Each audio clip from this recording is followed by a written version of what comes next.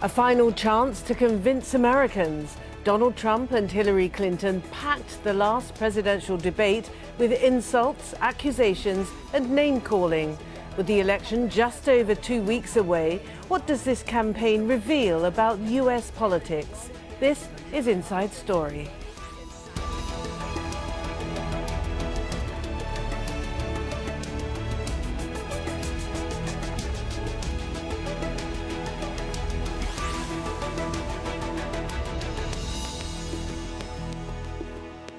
Hello and welcome to the programme. I'm Martine Dennis. Nasty, dangerous, Putin's puppet. The verbal punches flew thick and fast from the candidates for the world's most powerful political job. Democrat Hillary Clinton and her Republican rival Donald Trump did not hold back in the third and final US presidential debate.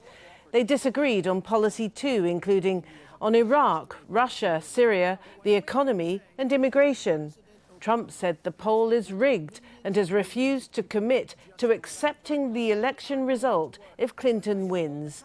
There were no niceties. They skipped the customary handshake and didn't hesitate to go on the attack.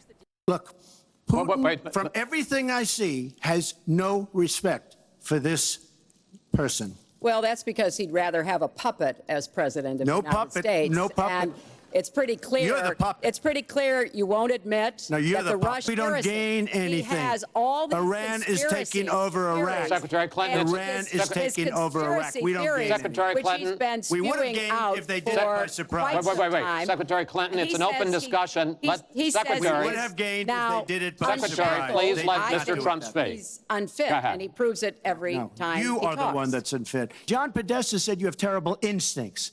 Bernie Sanders said you have bad judgment.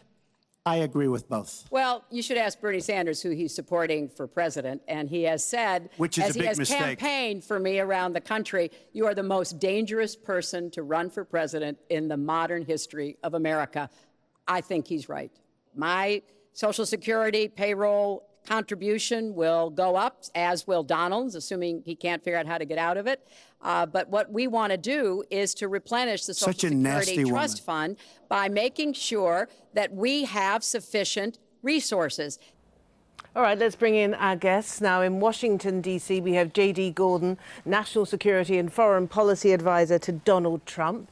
In New York, we have Basil Smikle, Executive Director of the New York State Democratic Party and a former aide to Hillary Clinton. Also in Washington, we have political analyst Thomas Frank, author of Listen Liberal or Whatever Happened to the Party of the People. Welcome to you all. Can I start with you, J.D. Gordon, and ask you, from the perspective of a foreigner, because people abroad, many people abroad, are astonished at the level of debate, at the vitriolic nature of these presidential debates. Is this the new level of discourse in United States politics? Well, this has been a negative campaign, as everybody knows, but I think things will change eventually. I think that this was unique in the fact that we have Hillary Clinton, who I believe is the most corrupt person to ever seek the presidency of the United States. So Mr. Trump is a plain-speaking guy, and he's calling her out for it, and that's caused a lot of the negativity out there, the reaction to his honestly speaking the truth. And Basil in New York, have the ordinary parameters of polite and reasonable political discourse now been violated by these presidential debates? I think they have been violated by these debates. I think we've pushed the envelope way beyond the tolerance level of many of Americans. If you can imagine, last night was the third debate, and it's the first time that I think we've actually seen policy really discussed in a very substantial way. In large part because I think one of the things you saw yesterday, it's actually very easy to get under Donald Trump's skin, which kind of feeds into that narrative that Hillary Clinton and the Democrats have been, that we've been weaving, which is that he's temperamentally unfit for the office. The way that he's talked about women, even the way that he addressed Hillary Clinton last night and calling her a nasty woman, you have not seen that in modern political history here in this country. And frankly, I think there will be a reckoning after this election for both parties, but I think certainly the Republican Party in terms of how to move forward. Right. Thomas Frank, what kind of effect is this having, this level of vitriol, this debased language that's being used by the presidential contenders? What kind of effect is this having on the appetite for politics among the general American people? I'm not talking about the Washington bubble. I'm talking about the ordinary people on Main Street. Well, I would say people are disgusted by the tone of this. But at the same time, you know, I don't like the sort of DC tendency of, of playing the tone police all the time. This is politics. We need to have everything out there in the open. It is, it's a very unusual political year. Donald Trump is running as this kind of, he says uncomfortable things. He's supposed to be saying, this is the whole theme of his campaign. He says things that no politician ever says. Now, I think that in a lot of ways that what Hillary says is also true, that he is sort of unfit for the office.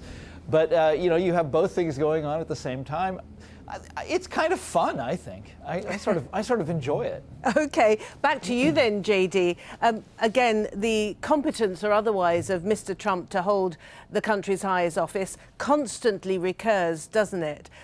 But I'm just wondering why you think, if you take a step away from your current role, why you think never before have two presidential candidates been held in such low regard by the people of the United States? Why these two have emerged now? Well, I think for Hillary Clinton's standpoint, people see that she's been corrupt and she's basically had scandal follow her and Bill Clinton around basically for their whole political lives. You know, whether it's Whitewater back in Arkansas. But can I ask you not to carry on with the campaign here, because what I'd like you to do is just to reflect a little bit more, one step away from your current role as being an advisor to Mr. Trump, but just reflect on how these two candidates have come to the fore and why this year the United States is having to decide between two very unpopular people. Well, yeah, I was mentioning why people don't like Hillary Clinton. Now, for Mr. Trump, a lot of people don't like him because he speaks like people do around the country that are very frustrated with the current situation with America in decline. We obviously see a lot of people losing their jobs, going overseas. We're losing influence throughout the Middle East, throughout Europe. And I think that people are very frustrated. People in Washington, D.C. tend to live in a bubble where they think that this is the most important place in the country. And now I've been senior staff and a senior advisor on 3 presidential campaigns, this cycle and the last cycle. And I've traveled around the country and hear people. I hear their frustrations. Mr. Trump speaks at these rallies as 20,000, 30,000 people. He's a reality TV star, has been for decades. So he says what he feels and he says what he's hearing on the campaign trail. And that rubs a lot of people the wrong way, too. So I told you why Hillary Clinton's unpopular. Now I told you why Mr. Trump's unpopular. Okay, all right. Thank you very much for your balance.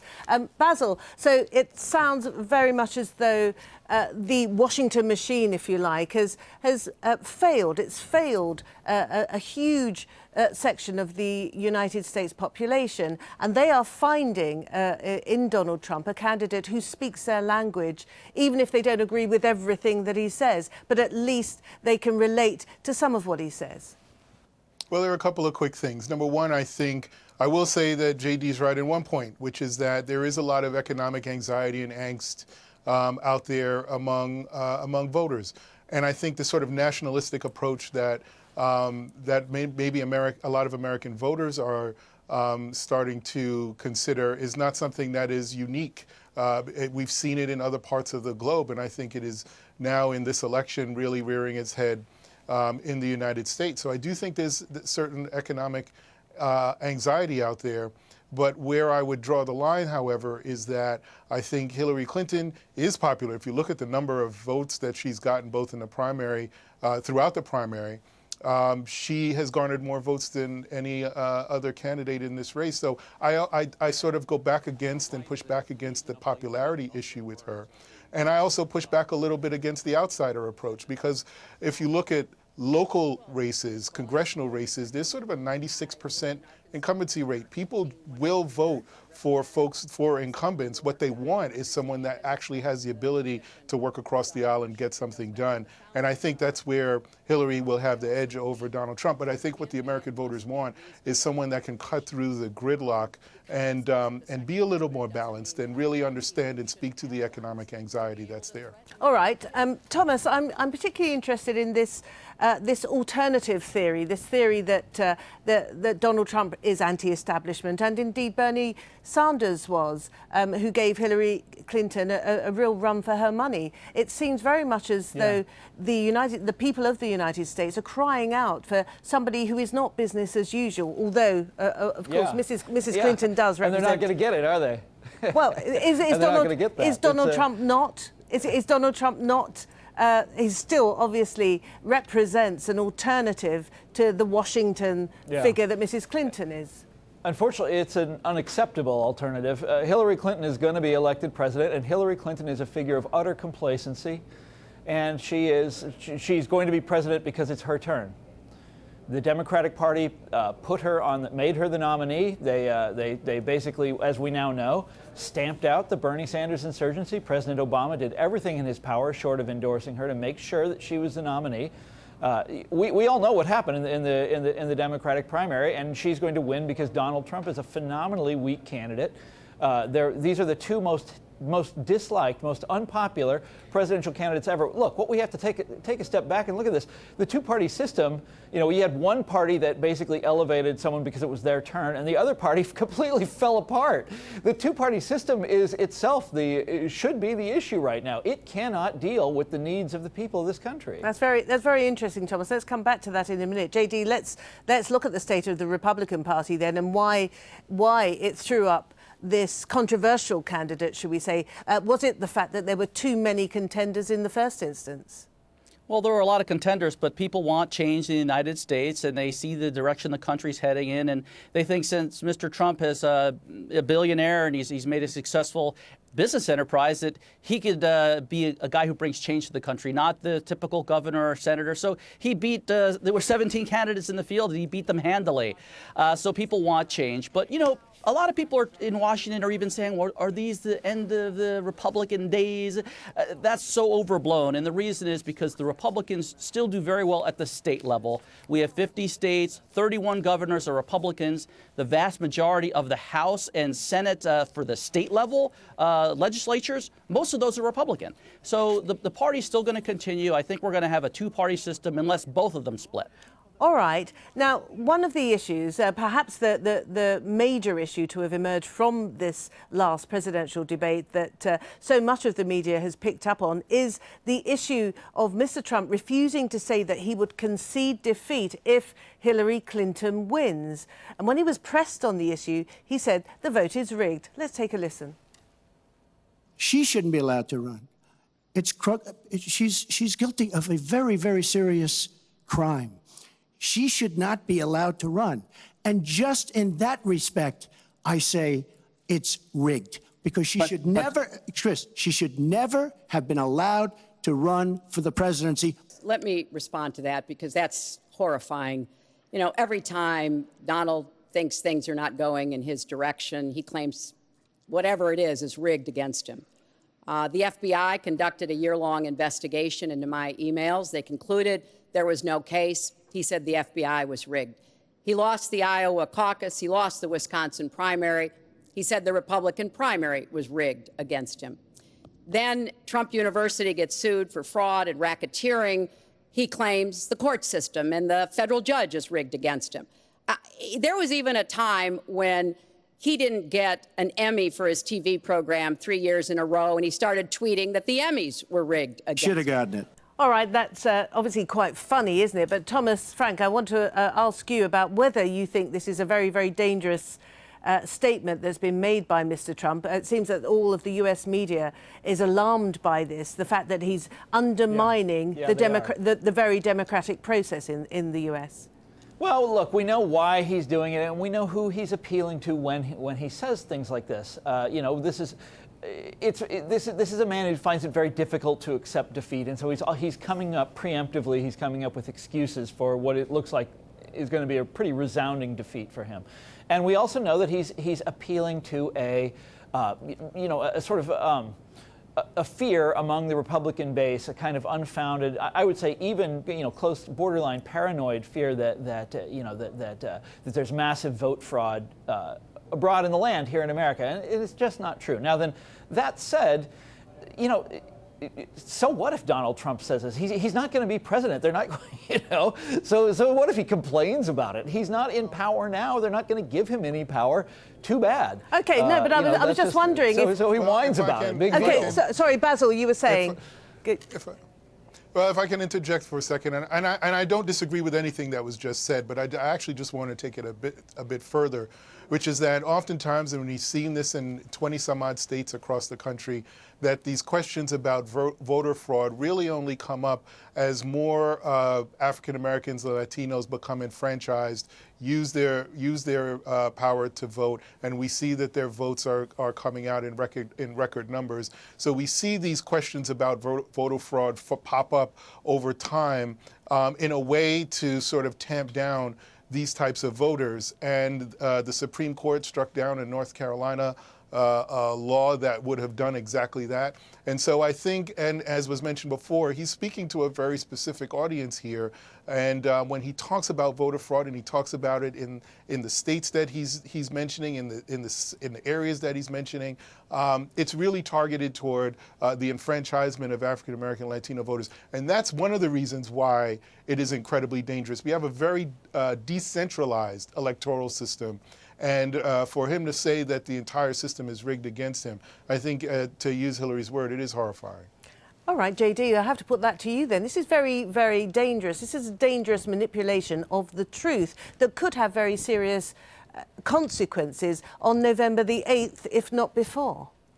Well, Martine, I would say that Mr. Trump has said in the past that if he doesn't win, it's all going to be a big waste of time, and he spent the last 2 years being the front runner and winning the Republican nomination. So I think he's frustrated. I think that's a natural reaction to be frustrated. But he is bringing up a really good point about voter fraud. James Carville, one of the most famous Democratic strategists in the country, even said there will be voter fraud. I tweeted it out this morning that he said that. And I don't think it's a massive fraud, but if you look at certain states, look, Florida in 2000 between Bush and Gore was decided by, a few hundred votes. Remember all that hanging Chad debate? And just Florida, one of those swing states, makes a huge difference. So if there is voter fraud in the swing states, in the ones that are going to be close, like Florida, Ohio, North Carolina, it could make a difference in the election. So he has a good point. All right, Thomas, let's assume then that the polls are correct and that there's a win for Hillary Clinton. What happens next? What could Donald Trump do in order to challenge, if he wants to seriously challenge the result that he's already disparaging even from now? I mean, there's not a whole lot he can do. By the way, one of the things that you keep hearing from American commentators is that this is unprecedented, and it's not unprecedented. I mean, there is a rich tradition of voter fraud in America. The thing is, it's a long time ago. It's in the 19th century. I'm from Kansas City. Kansas City was like every election was stolen back in the 1920s and 1930s. It happened routinely. But no, if Trump loses, he loses. There is not a whole lot he can do. Now, what's interesting is what happens within the Republican Party after Trump goes down. You're going to have a sort of diehard Trump faction, and then you're going to have, on the other hand, your sort of Koch brothers faction, your Paul Ryan faction, as they try to come back in and reassert control and make sure that something like Trump never happens again. And there's going to be a real battle royal within the Republican Party. That's going to be really fun to watch. I'm looking forward to that. Okay, and Basil, for the Democrats, maybe not quite as dramatic, but still a certain amount of introspection will be needed after this election is over. Sure, I agree with that. I think there will be some introspection. And I think one of the things that we saw in the primaries is that with Bernie Sanders and other voices that have been out there, Elizabeth Warren in particular, that there is a movement to have more growth and more inclusion. And I get that. Listen, I am, as a student of history, particularly as an African American, I remember when Reverend Jesse Jackson, sort of pushed the party to be more inclusive. Shirley Chisholm, first African American woman to run for president in the 70s, she made a move to make the party more inclusive. So I think the party will grow. I think not just in terms of individuals and voters, supporters, but also in terms of policy. I think it'll grow and become more inclusive. I think that's where we're headed. And I think a lot of the folks that Bernie Sanders brought out, who were not formally and necessarily engaged in the party politics previously, will get more involved in actual electoral politics at every level of government. And I look forward to that. I think we need it. Can I just go back to you, Thomas, before I come to you, JD? But Thomas, what will happen to that large number of people who have found some resonance in the words of Donald Trump? What will happen to them? Will they be abandoned again by the mainstream parties? Yeah, I think so. So look, the long term, a lot of these people are very interesting. Okay, a lot of them are really, as Hillary herself has said, are kind of a fringe element, and they really, they're going to be around no matter what. But there's a lot of them are former Democrats. This is the white working class, and these are people that are watching their way of life drain away, and they are desperate and they're very upset. And these are people that used to look to you look at a place like West Virginia, which is going to go for Trump and used to be so solidly Democratic. These are the former rank and file of the Democratic Party. And the Democratic Party really turned its back on them, specifically in the 70s, 80s, and 1990s with Hillary Clinton's husband, Bill Clinton. And they haven't forgotten. They're bitter about it. The Republicans have also treated them very, very poorly, throw them a bone on culture war issues, but essentially do nothing for them. These people are not going to go away, and they could go for a Bernie Sanders type of insurgency. Even someone mentioned Jesse Jackson. Even if you had a figure like that nowadays, they could go for something like that. I think it's a shame that they've gone for a man like Trump, but no, they're not going away, and I don't see where they go next from here. Somebody is going to bid for their sympathy, though, of course. All right. JD, let's come back to the here and the now. What does Mr. Trump do next? He's behind in the polls. Well, I also worked for Herman Cain back in 2012, and when we lost, he started his own Cain TV and wrote books again, has a radio show. So, Mr. Trump's not going to go away, obviously. I think he's still going to be a major figure on U.S. television, and I think he's going to perhaps have his own TV show. We'll see. I mean, his own TV network, perhaps, like something like a Breitbart. We'll see what happens. But, November 8th still here. He still has a chance to win. He's in it to win it, so we'll see what happens. I was going to say, JD, you're sounding as though you're admitting defeat already. No, I mean, November 8th is coming soon, so hopefully he'll win. But if not, I think he has a plan B. He's a smart guy, self-made billionaire, so I'm sure he has a plan to stay relative and to stay engaged in the political discourse in the country. And Basil, to you, what does Hillary need to do? She's riding high. What does she need to do to maintain that momentum and, in fact, push a little bit further? Well, if you believe everything that we've said, all of us have said in terms of the tone of this particular race, I think that she is in a good position to actually start to change that tone, speak more positively about herself, her own record, and what she'll do once she's elected. Not so much first 100 days, but just sort of lay out more plainly, more positively the vision that she has for the country. So I don't know if you'll see her go after Donald Trump much in the next few days, unless Donald Trump says something that she needs to go back on him about. But I think you'll see her strike a far more positive, prospective tone, so that it just reminds people that say, hey, you still have to be engaged. We still have an election here. Nothing is a foregone conclusion. And that it's more of a American exceptionalism type of language that I think she struck a bit last night, and I think you'll hear that in the next couple of weeks. Okay, can I give the last word to you, and could you make it quick, please, Thomas, because I'm quite interested in what you were saying about the two-party political system and whether it's actually fit for purpose in a modern-day United States of America. Also noting that Donald Trump has shown that you can actually launch a presidential bid without necessarily relying solely on the party machinery. He's done it using the media, social media in particular. That's right, and Bernie Sanders did the same thing as well, and those were, I think, hopeful signs.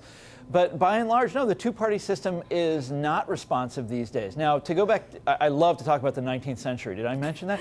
In the 19th century, when the two parties would collude to keep the main issue facing the nation off the table, you'd have a third-party challenge, and we need that again right now. All right. Can I say thank you to you all? Thomas, Basil and JD, thank you all very much indeed for a rather amusing conversation about something that should be very serious indeed. But thank you for watching as well. You can see the programme again anytime you like by going to the website, aljazeera.com. For more discussion, you can go to our Facebook page. That's facebook.com/AJ Inside Story. And you can join the conversation on Twitter, our handle @AJ Inside Story. But from me, Martine Dennis, and the whole team here in Doha, it's bye for now.